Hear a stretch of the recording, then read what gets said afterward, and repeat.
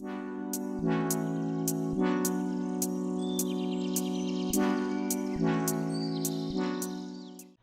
up YouTube, Lily Kazemi here, and I'm the editor of Tao Fit Life, which is a fitness magazine dedicated to busy professionals who want to be fit but don't have time to figure it out. So if that's you, you're in the right place because I give you all the shortcuts and tips that you need.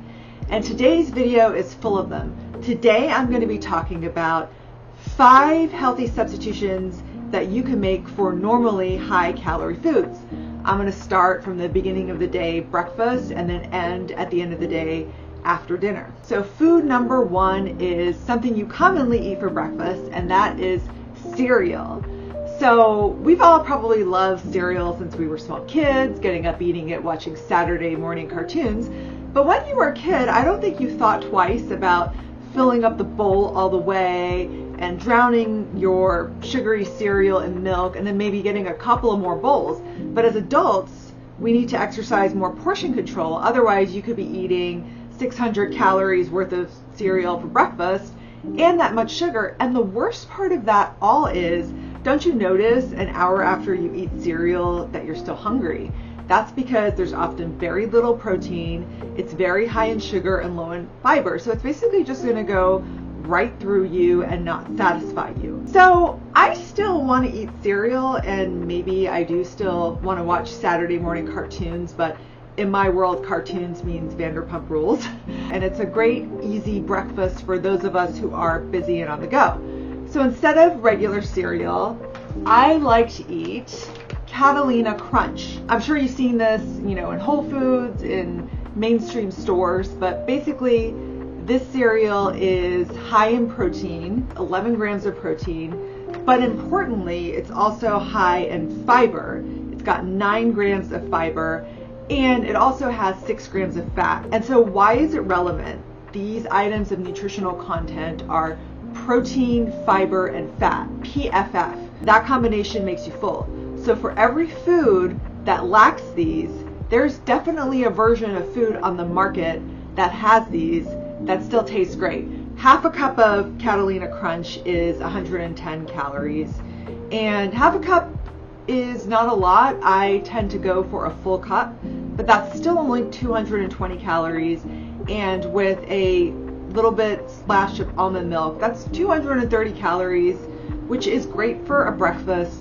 And what I like to do also with that is put some berries in my cereal because this adds more volume, more fiber, and it also adds another component of feeling full, which is water.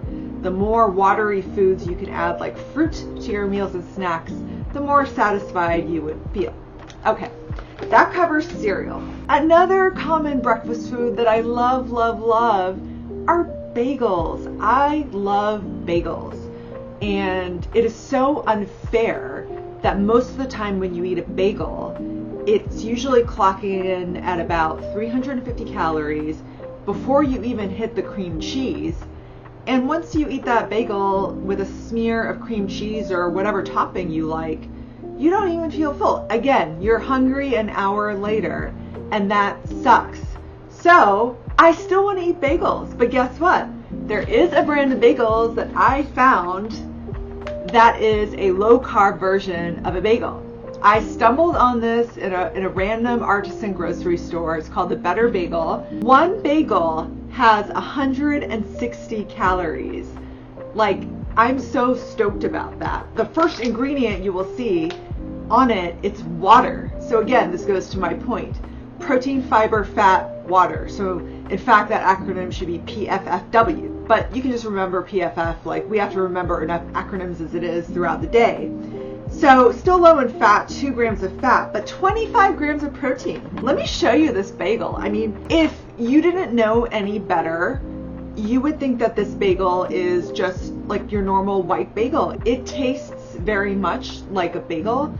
The difference is, after I eat it, I feel full. I can slice this in half and I can toast it. I can smear some light cream cheese on it, or maybe just a little bit of butter or peanut butter. And I'm getting protein, fiber, and fat, and not being hungry an hour later. So this is a great discovery I made that I wanted to share, is that we don't have to give up yummy bagels for breakfast. Okay, moving on to later in the day. I don't know about you, but sometimes I don't have time to eat lunch, and I end up snacking throughout the day. And while it's not ideal, it just happens in a busy workplace, or a lot of us travel a lot and we're on the go, and then maybe we only have time to just have a quick snack. But one snack that I love to have throughout the day is something crunchy and salty, because a lot of times I am feeling, maybe a little bit anxious, or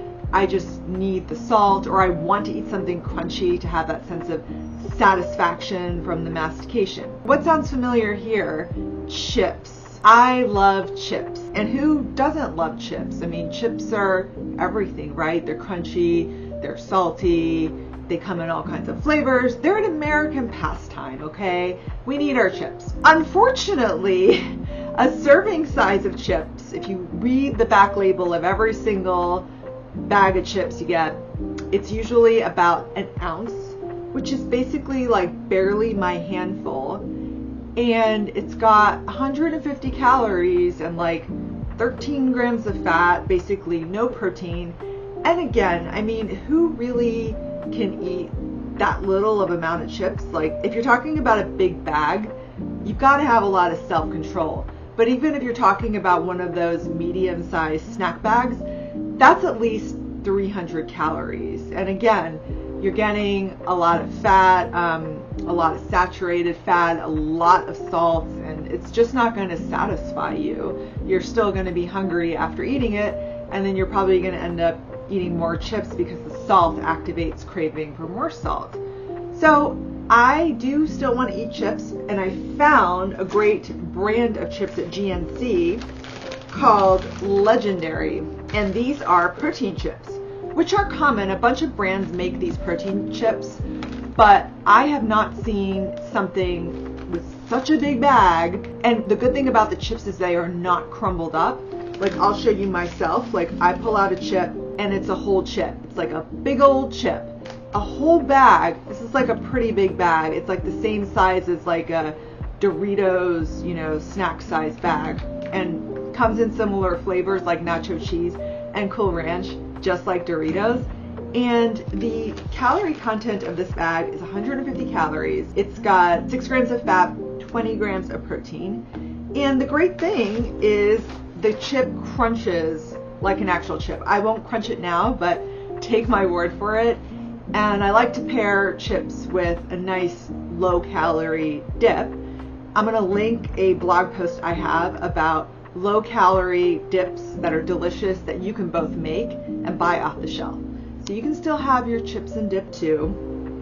Okay, let's move on to later in the day when we tend to get snacky, which is after eating dinner or after finishing our day at work and we're finally got a chance to unwind.